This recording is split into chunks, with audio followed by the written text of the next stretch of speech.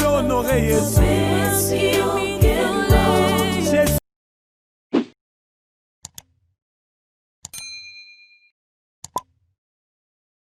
Peuple de Dieu, depuis si bino mbote bino nyoso bozolanda émission na bino téléfemme na mokolo ya lelo tika nzambe ya lola apambola bino toza lisengo na pokwa na lelo ya koyamba mosai na nzambe oyo boyebi parce que azalaki première invité na biso wana ebandaki biso émission na biso téléfemme oyo tobengi Maman Maria. Bonsoir Maman Maria. Bonsoir Maman Noëlla. Bonio. Tout va bien par la grâce de Dieu.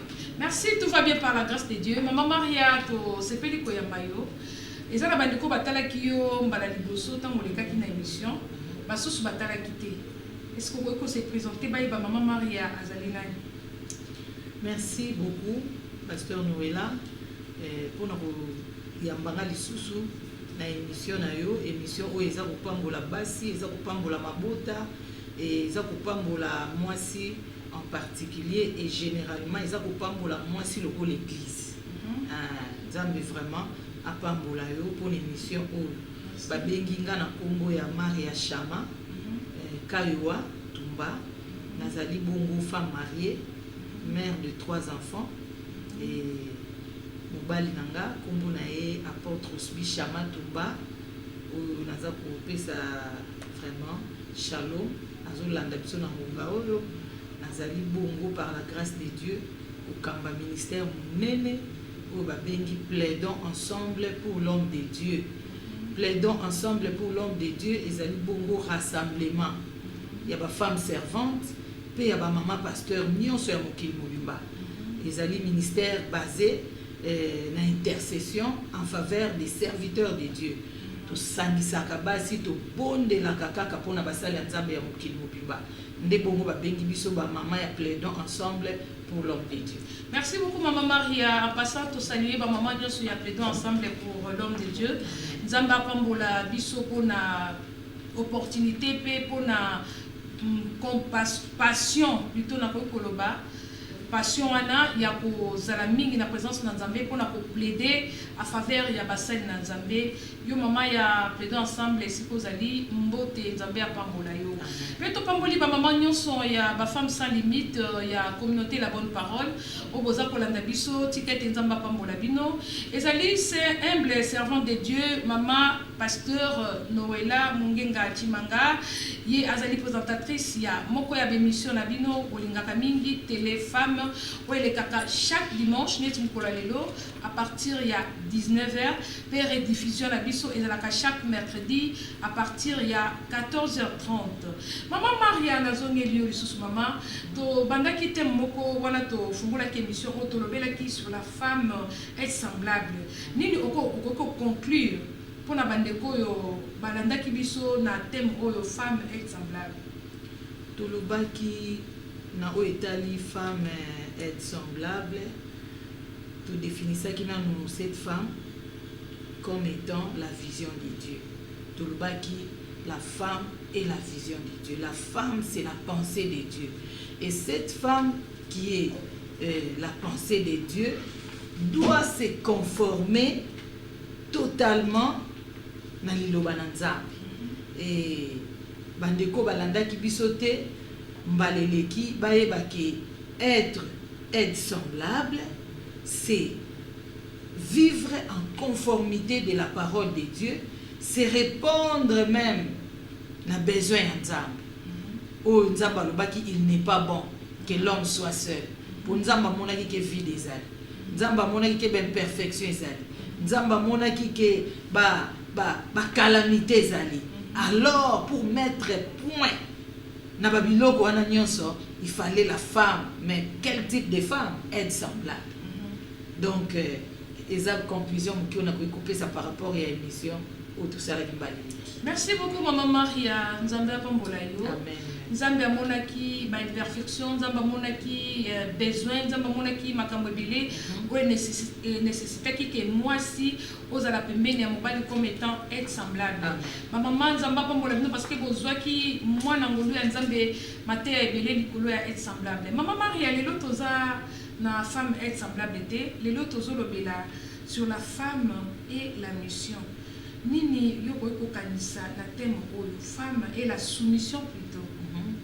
Matondi pasteur Noëlla, femme et la soumission ezali bongo sujet moko kitoko oyo eye bongo ko compléter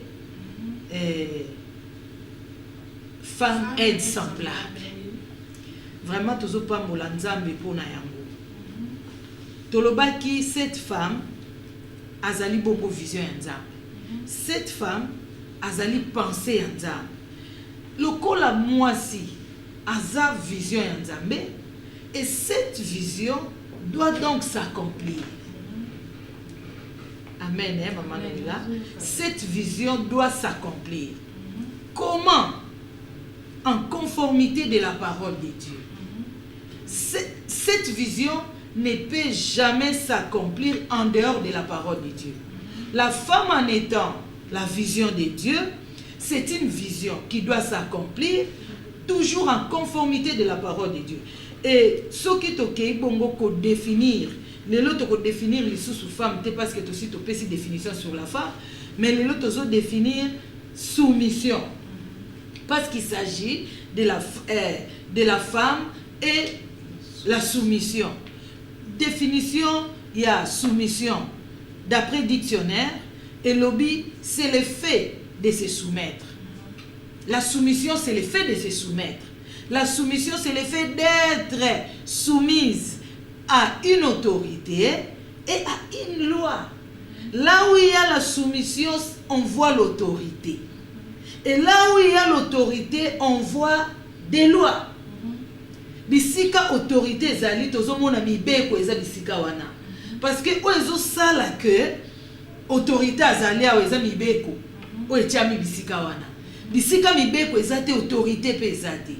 Et là où il y a l'autorité, on voit des lois. Et là où il y a des lois, on doit automatiquement voir la soumission. Parce que mibeko ekozala na valeur nangote, soki batu bako se soumettre na mibeko wana bazati. C'est comme ça que to définir soumission na lolenge wana, mais lokola tolobaki mwasi azali pensée ya nzambe. Quand on voit Dieu, on voit sa parole. Donc mwasi azali pensée ya liloba ya nzambe. Et par la grâce de Dieu, ngai na définissaki ki na ko loba définition selon Maria Chama. Na loba ki j'ai défini la soumission comme étant l'honneur à Dieu, pasteur Noëlla, c'est-à-dire honorer la parole de Dieu. Là où il y a la soumission, c'est là où on est en train d'honorer Dieu. Mais nzambe to honorer ndeni to mona ka été. To mona ka nzambe na nzela liloba na ye. La Bible dit Dieu est esprit, mais tozo mone à travers sa parole. Alors bisika nyonso soumission ya liloba nzambe ezali, c'est-à-dire ezali honneur au tozo pesa na nzambe. Merci. Esika nyonso liloba nzambe ezali honneur liloba nzambe et tosami. Amen. Donc esika o soumission ezali moto azali kopesa honneur et pas na nzambe. Mais maman Maria, Bible lobi la soumission ezali epesameli esengameli na mwasi. Lolenge Bible zoloba na biso que femme soyez soumise. Mais femme soyez soumise, nanani Bible lobi, femme soyez soumise à ton mari. Amen. Et la soumission oyo zoloba eza lié na mwasi na kati ya libala ou bien eza lié na mwasi partout oyo mwasi akoki ko se retrouver. Matondi maman Noëlla pour la question wana. Bible zoloba femme soyez soumise à ton mari. Heureusement que Bible est comme ici phrase wana na bisika o esengeli. Bible lobi que la femme soit soumise à son mari. Pourquoi seulement à son mari? Parce que mobali wana yende a honorer mwasi wana. Na lobi là où il y a l'honneur, c'est là où on voit la soumission. Là où il y a l'honneur, c'est là où il y a l'autorité.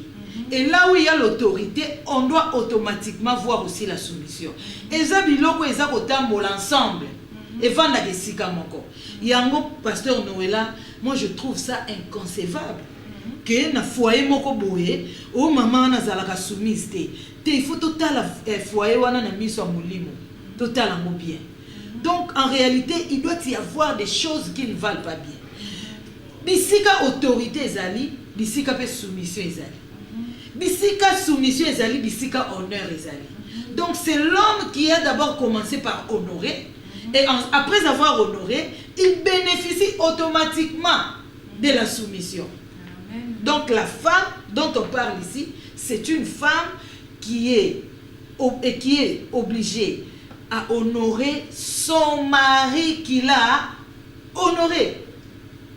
C'est une femme qui est obligée de se soumettre, oui, de se soumettre à son mari qui l'a honoré. Gloire soit rendue à Dieu. Merci. Donc, Maman Maria Aïbisi Biso était soumission, ils ont tambola, engebene, na honneur. Amen. Donc, et si ka honneur ezali, soumission ezali. Amen. Parce que tant que Bible les banabiso, que les mariages soient honorés de tous. Donc, mobali oyo abali mwasi na ye na libala a honoré ye, aza ko s'attendre na soumission. Parce que eza biloko oyo mibale eza ko kende ndenge moko. Et maman Maria to mona ka ko wena na ezala kamini. Mobali nyonso mwasi oyo azo se soumettre te, azo to sangai te. Et mobali ta musupo moni boye. Lokola tolobaki na maman na wesh la fois passée, bayaki bavanda mais papa ba exigence ebele, tu n'es pas soumise, yo na ko honorer yo ndenge nini parce que oza soumise te. Est-ce que ezalaka liboso soumission ya ezaka liboso ou bien honneur mutu yaka liboso pour mériter soumission maman? Pasteur Noëlla yango na lobaki oyebi, c'est parce que même mobali ou azozwa mwasi azokoka kozwa mwasi te par rapport à la pensée de Dieu. Mais il y aura toujours des problèmes. Moi je conseillerais na mibali l'air ozozwa mwasi zwa mwasi tel que Nzambe a salé la mwasi. Donc il faut d'abord retourner dans la parole de Dieu pour aussi la découverte ya mwasi. Mwasi azanani aza penser à Nzambe. Pasteur Noëlla ndenge oza boye penser na yo ka seza yo te. La pensée de Dieu, c'est-à-dire Dieu lui-même. Amen. Vous comprenez? Donc l'homme doit retourner en Dieu pour en fait découvrir la femme. Et l'air à découvrir la femme selon Nzambe, ne akocha eloro ne sika nango. Eza lokwa ndenge uti koloba. A honorer na mwasi wana te, mais aza ko exiger soumission. C'est pratiquement impossible. Pour esalama bongote. Nzambe o établissait qui ba loi wana a établir en bongote. A établir honneur na soumission. A établir honneur likolo na livre à Genèse. Ne bande il y a toutes choses. Alobi que le mariage soit honoré de tous. Donc il s'agit d'abord de l'honneur et après la soumission vient. Donc il faut mibali o baza kolanda biso na ngonga oyo ba papa o boza kolanda biso na ngonga oyo parfois ezali bitumba na kati ya ndako ozoko mitungisa mwasi yango ndenge nini mwasi ya modèle oyo na section mo moke pasteur Noëlla papa moko aye komona ngalobi maman Maria mwasi ya modèle nazo vanda na ye ata soki na likanisa malamu na kende ko honorer mais nazo vivre aza soumise te. Bon, moi, c'est bon, il y a qui honorer. Oh, dans le mais papa, ils ont perdre tout. Commence d'abord par l'honorer. Et comme c'est automatique, là où il y a l'honneur, il y a la soumission. Ils ont mis leur étambo là ensemble, les familles encore. Mais honneur n'a mais ça, bon soumission. C'est pourquoi retournons dans la parole de Dieu. Merci. Bon, et il y a aussi des femmes. Oh, mais pas les honorar. Ba honorer madame ba la bali madame et bon le kola yé aza soki mokonzi place songolo abosani ba honneur nyoso ku ya mobali aza ko la sa soumission parce que nazoki lo na point on lobi ya honneur. Elle a été honorée à bonne et due forme. Mais na kati ya ndako azobika na soumission te ni toko ko loba na place. Matondi pasteur Noela pona mutuna wana na koloba boye.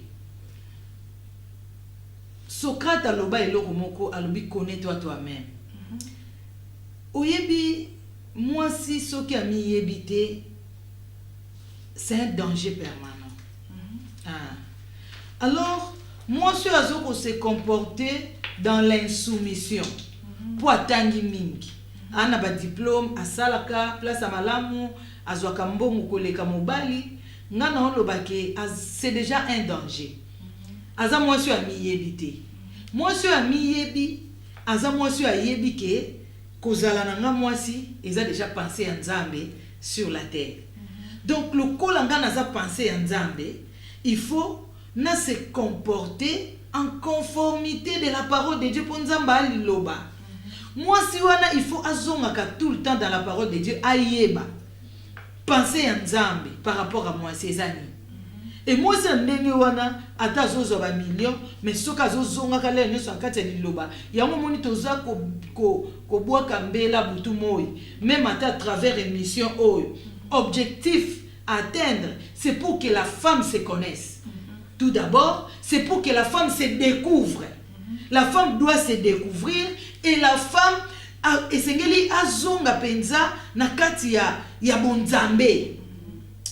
Et yango tozo sala pe nyonso ke même moi si onano ayambi Yesu te lokola mokonzi pe mobikisi oyo azolandaka émission oyo grâce yango epesa milie okoki pe kopesa Yesu bomoi po okoma mwasi oyo amiyebi et obanda pe kobika selon la pensée de Dieu ndele rokozwa valeur na yo ndele rokozala heureuse même na kati ya foyer na yo parce que moi si azomona mbongo azomona ba diplôme na ye mais azomona mobali ki azali pamba azamo si akozala heureuse te tozalaka heureuse te po tozo simba mbongo tozalaka heureuse te po to na ba diplôme mais eloko esalaka ke moi si azala heureuse dans les mariages c'est lorsqu'elle bénéficie totalement de l'amour de cet homme mais lokola oza ko honorer yete bongo amour e ko buta wapi c'est vice versa pasteur Noela. C'est vice versa et sengeli mwasi yo oyo nzamba sali yo ngolu ozana ba diplôme ebele ozana mayele ebele koleka mobali c'est une grâce maman mais grâce wana esengeli obika yango na se ya makomi na nzambe. Amen. Yango tolobi ete mwasi esengeli omiyeba mwasi akomiyeba ndenge nini te soki aza kati na nkolo te soki aza kati na Yesu te yango tozobenga yo mama esengeli oyamba Yesu lokola mokonzi pe mobikisi na yo tangu yo koyamba Yesu lokola mokonzi pe mobikisi na yo molimo mosantu akomema yo na ko comprendre nini oyo bien nani oyo zali nini oyo ko sala pe molimo mosantu akopesa yo makoki ya koyeba na kotiana misala oyo nzamba za kozela epai na yo tolobaki yango la fois passée na être semblable moi si oyo amiyebite akoyeba te pourquoi nzambe abengaki être semblable akozela kaka akozala moi si azozela azaka moi si azozela bapesa ye azaka moi si azokourir derrière bato mpona kosenga po toujours na kolela mais moi si amiyebi elongo na Yesu c'est alors akoyeba ko découvrir oh nani yazali pe akose conformer na maloba na nzambe akozala être semblable o azomema kimia na motema ya papa pe na libota na ye ye olande tolobaki moi si à Proverbe 31 moi so ba ko louer parce que elle-même elle s'est compris c'est qu'elle est pe akbandi ko sala en pratique, qu'on mette en pratique, oh nini Bible zo senga, oh nzamba zo zela pona ye. Maman nzamba zo zela pona yo soumission. Parce que tant qu'on appelle ça que qualification ya koloba ete ozali être semblable, moto ola esengeli a aider mobali, esengeli azala soumise. Maman ata yo zo mema, ata yo zo pesa, soki kati na bo pesi na yo, kati na bo sungi na yo, tozo kuta, ou bien bazo kuta, ou bien papa zo kuta soumission te. Je pense que nyoso to ko sala e ko zala louete yango to bengi yo mama esengeli ozala soumise maman Maria pour la soumission la fois passée on a eu à parler avec maman Nawej mekaki korevele biso eloko ezalaki mpe kitoko malamu yo mpe na ngolu na nzambe okobakisa un plus sur ça. Mama na oyo jalobi ete soumission ntango mwasi comprendre soumission comme mission, soumission. Alobaki dans la soumission toza na deux mots, soumission. Donc moi si azana se ya mission ya mobali, moi si o ayebi ke za mosungi azana se ya mission ya mobali akoki ko s'inquiéter te pona kozala soumise à son mari. Même si ba diplôme neza monene ndenge nini, même si salaire neza fois combien na kati ya mobali akozala nesengo toujours ya komi qui dit ça ya kozala soumise. Maman Maria na ngana tunayo tozolandisa kaka engebene eza kitoko mingi engebene na makomi na nzambe. Amen. Nzambe alobi mwasi azala soumise. Bon, pona nini te question ya curiosité tolingi toyeba pona nini te nzambe mpe alobaki ke mobali azala soumis.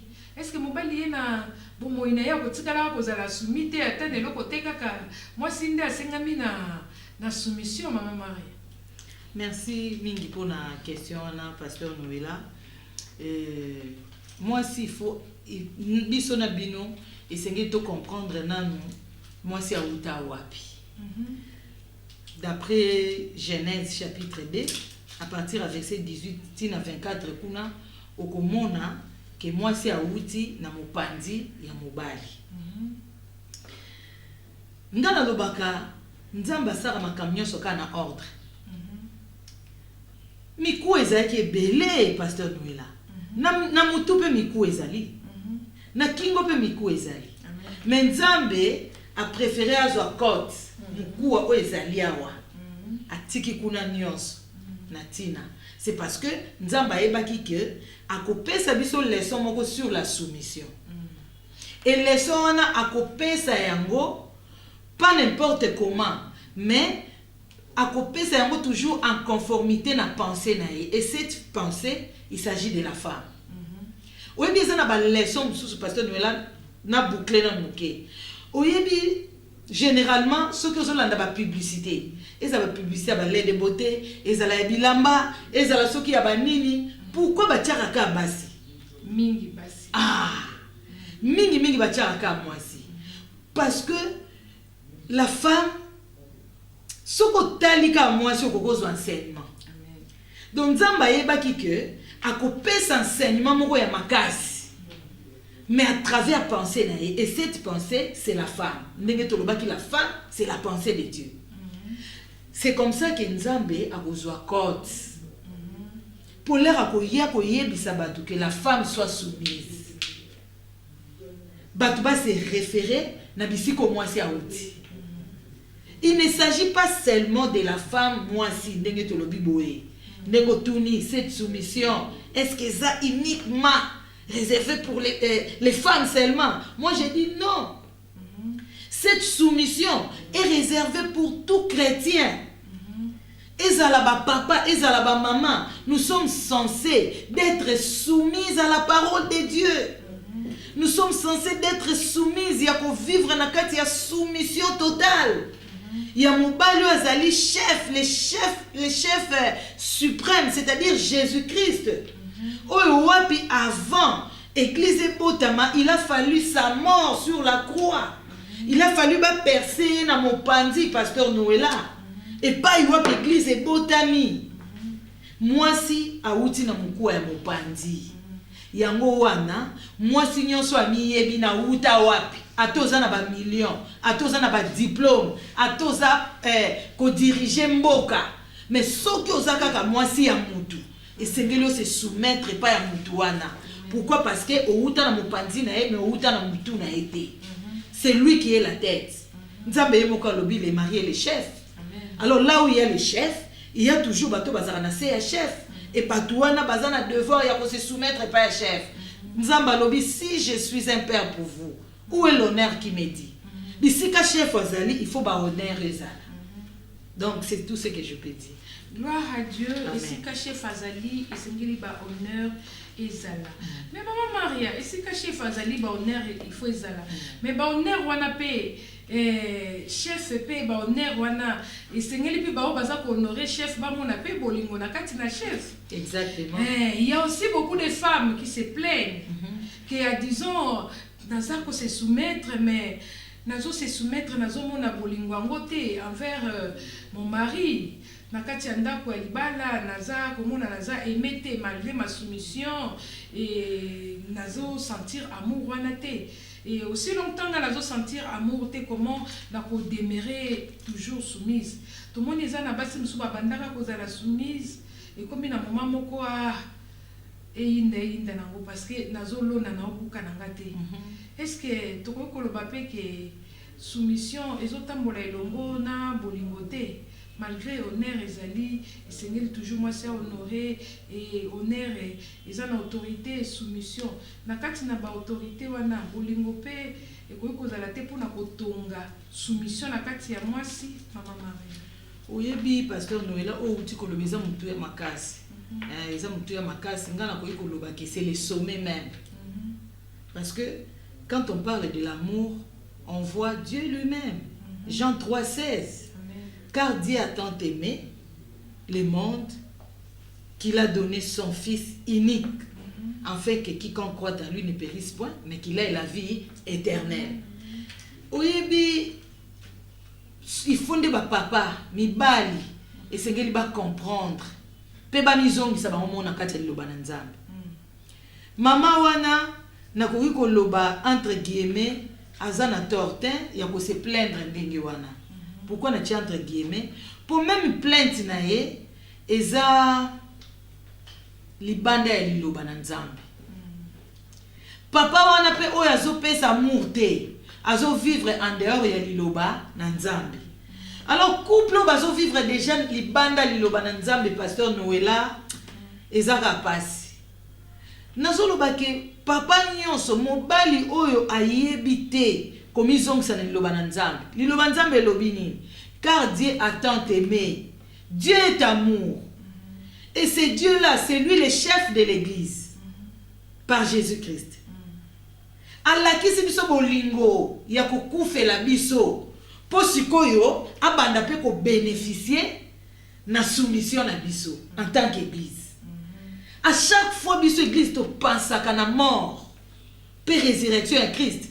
Et randaka biso lisusu très obéissant. Et randaka biso lisusu humble. Ata soki mwa ba orgueil lingaki me soki okanisi kaka ke Yesu atikaki kita bokozi. Akita ye kokufa e buki yo. Ça brise pasteur Noela. Ça nous rend humble, ça nous rend soumis. Alors mobali nyonso oyo azopesa amour te, c'est-à-dire azako bafoué na autorité ya Nzambe. Sikoyo, que voulez-vous? Un homme qui bafoue à l'autorité suprême et azozela a bénéficié. C'est pratiquement impossible. Il y a un couple moko désordonné. Couple ils vont vivre en dehors de la parole de Dieu. Et ce qui le chef suprême a pas sanctionné, il va d'abord sanctionner l'homme.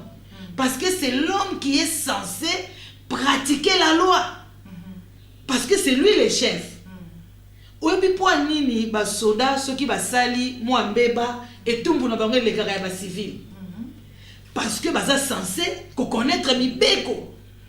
Et bato baza ba yebi mibeko, il faut ba pratiquer yango malamu. D'où na ko koloba ke mobali wana moi je aza ko se plaindre que azozo amour te alembi na yepe ko se soumettre. Ngana zoloba azalaki pe ko se soumettre te. Parce que na combien loko moko analobi là où il y a pas l'amour, il y a pas la soumission, mais il y a seulement la peur et la crainte. Au moins na mobali mo ba maltraiter moi sinae. Asala ke ba mabebele belé. As motema moi c'est seigneur kaka pour moi suana ba action o mobali asalaka ezokisake kana motema. Mais so boke bobi moi si malgré mobali na nyoko la ka nazaka kaka soumise. Mais pour informer bino que ça a vraiment soumission. Mais moi, je suis manifester sa peur, akoma frustré, akomi ko vivre na hypocrisie. Na mikitisaka poso na mikitisité peut-être. Non, c'est pas ça la soumission. La soumission se manifeste dans l'amour. Le mari aime parce que la femme aussi aime, elle se soumet et il y a l'harmonie. Donc il y aura l'harmonie tango bolingo ezali. Oui, effectivement. Et tango soumission za ko demeurer. Amen. Et maman Maria, moi si Oyazo se soumettre, est-ce qu'elle fait ça pour son mari ou bien elle fait ça pour Dieu? Nzamba pa molo pour la question na pasteur Noëlla na koma ki pe eloko moko. Na lobaki une femme qui se soumet à son mari ne le fait pas pour craindre son mari, mais plutôt elle a de l'estime et elle met de la valeur à la parole de Dieu. Pasteur Noëlla. Yango okomona mibali mususu o biso to benga le mari chef. Mibali oyo ye moko conscient ka nyoko la kamwasi, a maltraiter kamwasi, azo kosa mwasi azo pese penza vrai amour te. Mais moi si wana parce qu'il y a des femmes comme ça, malgré azo vivre d'injustice, mais azo continuer cause la soumise dans un bon sens. En rapport il y a liloba nzambe. Et mobali wana kokanza ke moi si wana zazoba te mobali wana ndazazoba. Pourquoi? Parce que la femme est en train de donner de la valeur à la parole de Dieu. Oh et lobby que la femme soit soumise. Moi si zala soumise, et ça mobali te mutaïb si moi si zala soumise. Mais c'est Dieu, et ça ordre, et ça loi. Loi moko ya bonzambe. Et tant moi si za komi mona liboso loi wana azomona mbala moko nzambe. Et la femme se soumet na ba ordre wana azako se soumet na mobali en rapport il y a ba loi on nzambache et c'est une femme formidable. C'est une femme puissance d'ailleurs. Pourquoi? Parce que toute femme qui donne de la valeur à la parole de Dieu, Dieu rend cette femme puissante. Amen. Tu n'auras pas cherché la puissance, mais automatiquement, Nzamba comme so puissante pour nani yozo pe sa valeur ne lobano za honorer ni lobanaï. Oh, gloire à Dieu. Maman Maria, en tout cas, tu as béni une femme qui donne de la valeur. Namalobana Nzambe. Nzambe aebaka pe kopesa ye force. Amen. Nzambe na ko bakisa Nzambe aebaka pe kopesa ye honneur. Amen. Nzambe aebaka kokomisa ye pe mutu. Yango mama yo zolanda biso. Peut-être olobi que je me soumets aux autres c'est là quelque chose par rapport à ta soumission. Tu es informé que soumission oyo zali oyo esengameli yo. Eza mobali te mutasengi yo ozala soumise. Eza Nzambe nde asengi yo ozala soumise. C'est alors esengeli na okoyeba ke tango yo oza ko se soumettre na mobali non selon l'ordonnance de ton mari mais selon les prescriptions et selon la demande divine plutôt. Amen. Parce que Nzambe nde asengi yo o se soumettre. Yango même faut que ça là acte à soumission dans ton foyer, oza honorer mobali na otima oza honorer Nzambe oyo atindi yo pembeni ya mobali wana. Yango sikoyo ko pousser biso ya kozonga na likanisi ya Pasteur Esther Nawej Nzamba pa molesi kozolanda biso ya koloba ete la soumission c'est soumission. La femme est sous la mission de l'homme. Yango moi so comprendre que mission les ande etinda Nzamba tinda ki pembeni ya mobali tango azo pratiquer soumission à cause de lango récompense te à cause de lango admiration te parce que okoko mona pe mobali aza ko admirer yo te aza ko reconnaître yo te mais toi tu dois toujours rester soumise parce que tu es dans la volonté de Dieu. Gloire à Jésus. Moto azotambola kati na volonté ya Nzambe azalaka confuse te. Amen. Yango mama peu importe rang social na yo, peu importe ce que yo koki kozala, peu importe oyo yo zobika kati na foyer na yo, esengeli otika la soumise. Soumission na yo ezali oza honorer Nzambe. Oza honorer etindama oyo Nzamba tindaki yo epai ya mobali. Comme tungisa te, ozela ba éloge parce que ma femme est soumise. Même si tu sens qu'on ne t'aime pas, ton mari ne donne pas l'amour, ne te donne pas l'amour plutôt. Mais toi, tu dois toujours continuer à rester soumise, maman. Et c'est difficile, mais c'est ça la parole. C'est ça la vraie parole. Otozo memelayo na pokwa na lelo. La soumission est sa recommandation. Soumission est sa esclavagisme.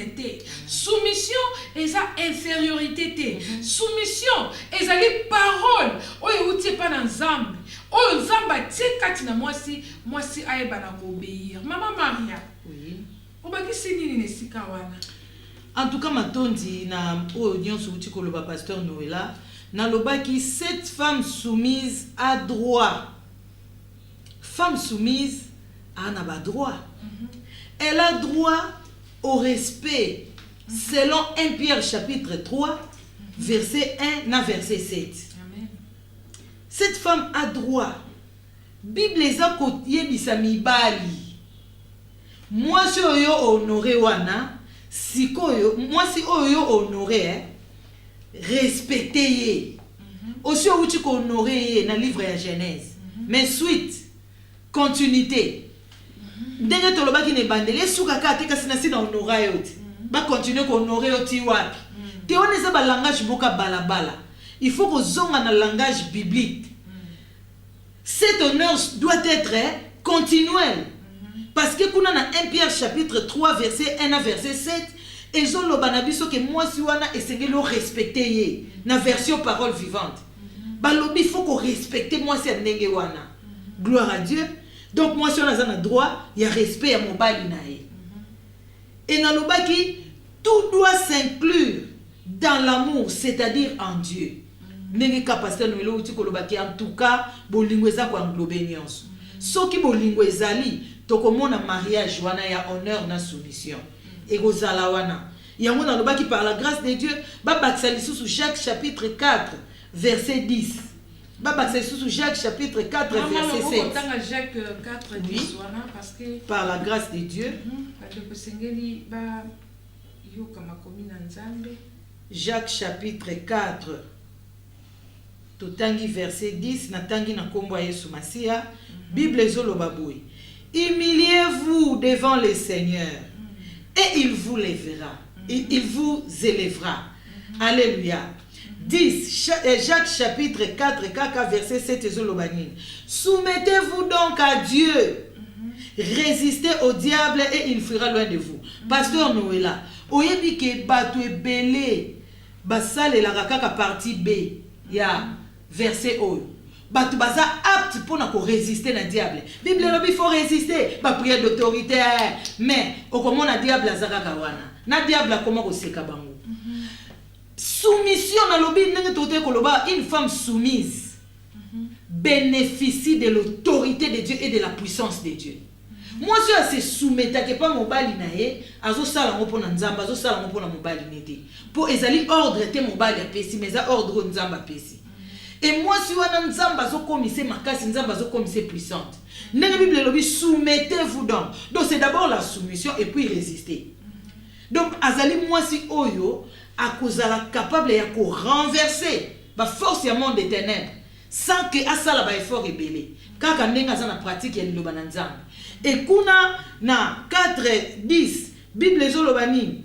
Humiliez-vous devant le Seigneur et il vous élèvera.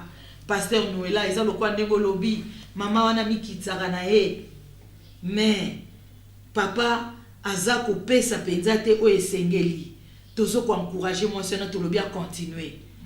Jacques 4:17 lobi muto ayebi ko sala malamu soki asala ngota zo sala lisumu. Continue no ko sala malamu. Élévation eza pona yo. Yango boko kama to ko mona mama moko boye négliger na foyer na ye. Mobali azozo ye lokola torchon. Mais okomona nzamba tomboli mwasi ndengwana. Asali mwasi munene, asali lipango li pona ba nation. Et Dieu fait ça pourquoi? Parce que cette femme est restée dans la parole. Cette femme est en train d'honorer la parole de Dieu.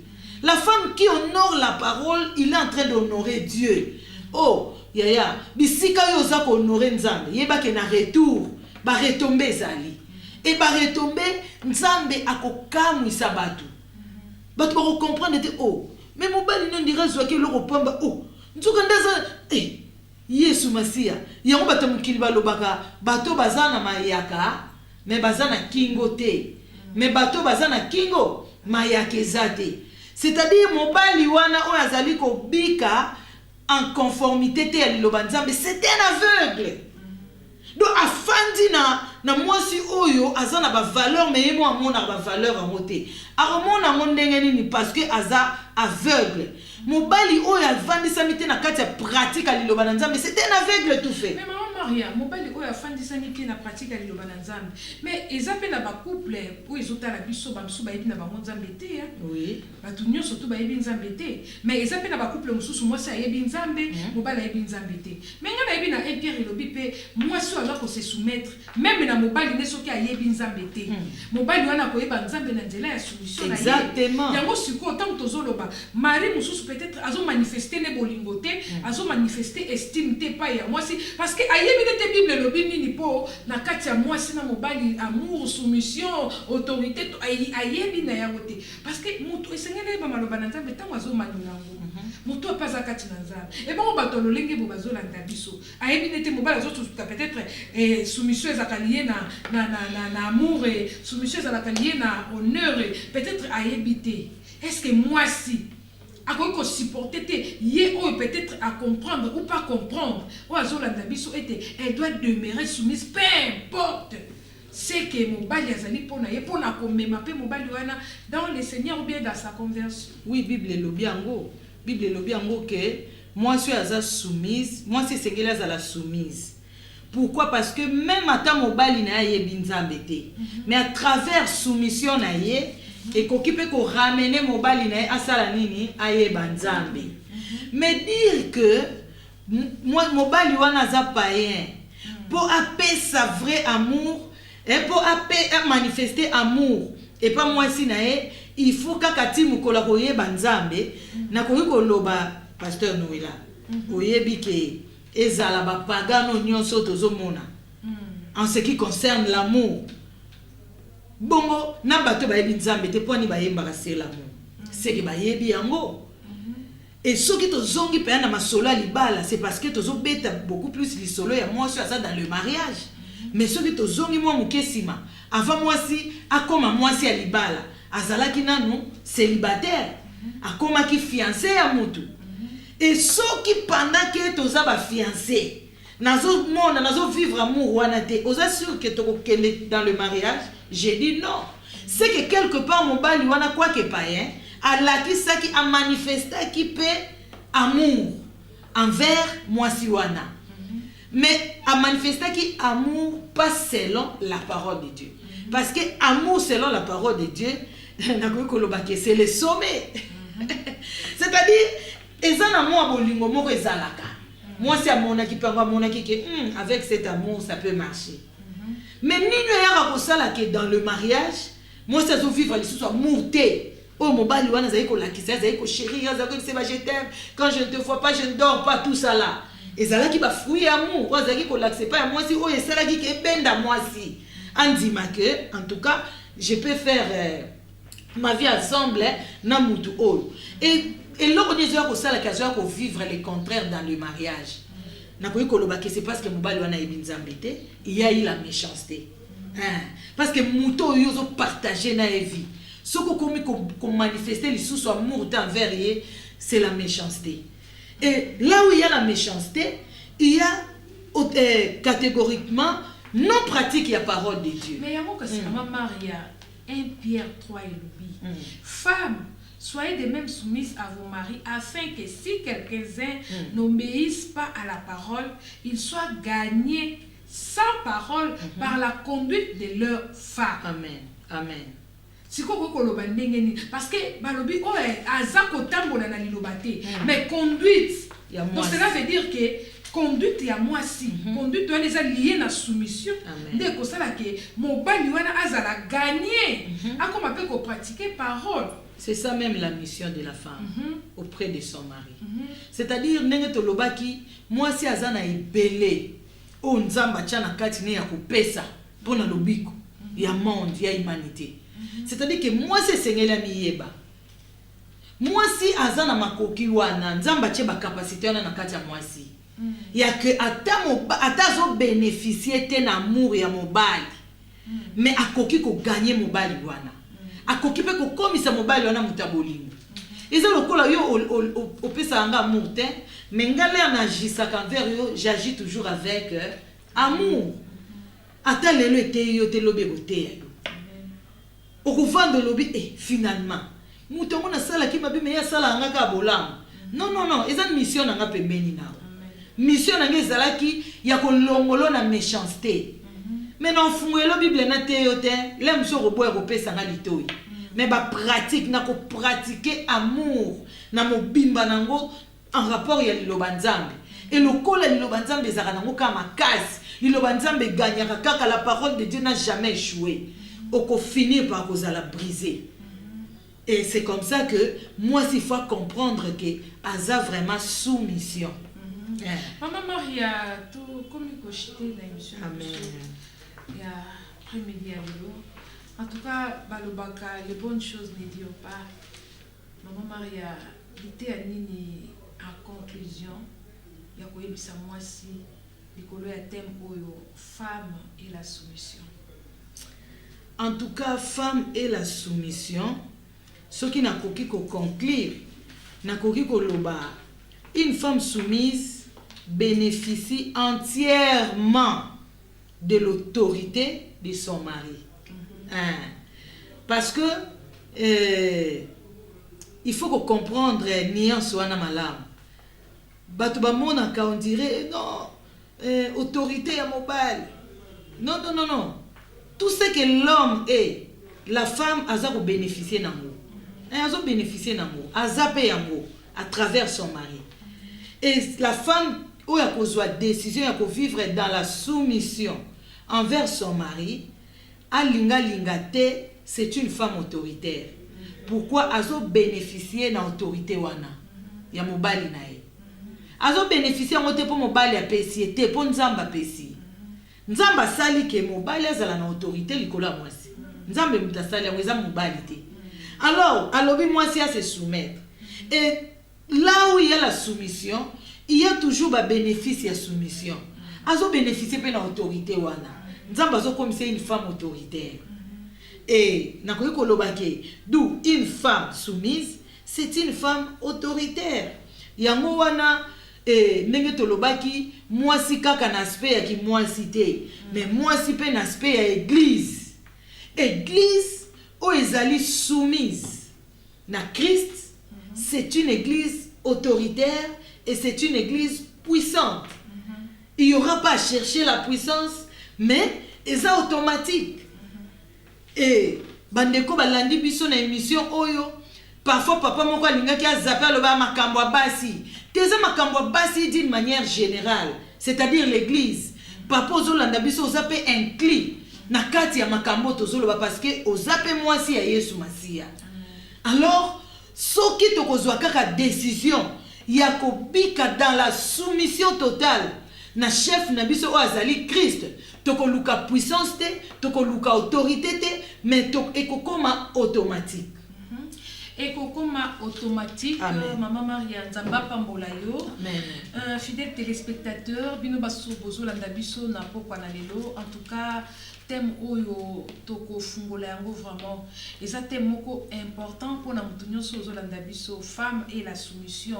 Tokoloba boye na pokwa na lelo pona ko suki sa émission na biso mama obengami otika la soumise. Soumission on a été koloba ezali soumission ya kozala moumbu te, mais soumission kolandisa maloba na nzambi parce que ezali mission nzamba tiaki yo pembeni ya papa oza ko devoir ye soumission. Pe moi si o yaza na soumission peu importe caractère au mobile no azali na yango soumission na yo à son égard et comme ma conversion katinaye. Soumission na yo à son égard et ko sala ke oyo peut-être a sala na basi mususu te ou bien a sala na bato mususu te a ko sala ngo epai na yo parce que aza nourri na soumission na yo. Soumission na yo e ko kolongola méchanceté epai ya papa. Soumission na yo e ko kolongola égoïsme epai ya papa. Soumission na yo e ko kolongola peut-être makambo ebele ya mabe epai ya papa. Maman, obengami ozala soumise, non selon l'homme, mais selon les créateurs. Amen. Créateur, azozela yo na soumission, parce que il t'avait confié une mission, mission pour accomplir en gros, et c'est ngeli o se soumettre. Tant que vous se soumettre, et que permettre yo oyoka, ozala attentive, et que permettre yo ozala forte, parce que muto ami kitisaka, aibaka na kwa atténuer, o ezali vanyo so tempête nyo so te ko ya, so ke kuti soumission kat na yo mama, bakobenga yo mama oyo seko na seko. Amen. Mama, émission Téléfemme eza pona yo. Tika Nzambe apambola bino, bolandaki biso na pokwa na lelo, sur notre thème, femme et la soumission. Maman Maria, liloba na yo ya suka, la participation na yo, peut-être oza na mbote, oyo kopesa na batu, peut-être oza na liloba moko koloba, pour tokomi vraiment na suka ya émission. Tondi pasteur Noëlla ndenge kaka naza koloba vraiment soki na koyi koloba liloba suki eza kopambola émission Téléfemme. Vraiment Nzambe afula émission oyo. Pourquoi nazo tala femme na sens ya mwasi kaka ndenge toza boite, mais nazo mona ngo munene makasi. Nazo tala femme en termes ya église. C'est-à-dire que c'est une mission où ekobikisa ka ba mama te mais ekobikisa mabota. Amen. Nzamba pambola émission oyo, nzamba pambola yo initiatrice ya émission oyo a sécuriser yo akende no musika penza na kombo na Yesu Masia et ba nyonso balandi biso nzamba pambola libota mobimba rassemblement nyonso ya plaidant ensemble pour l'homme de Dieu par la grâce de Dieu basi balongo l'état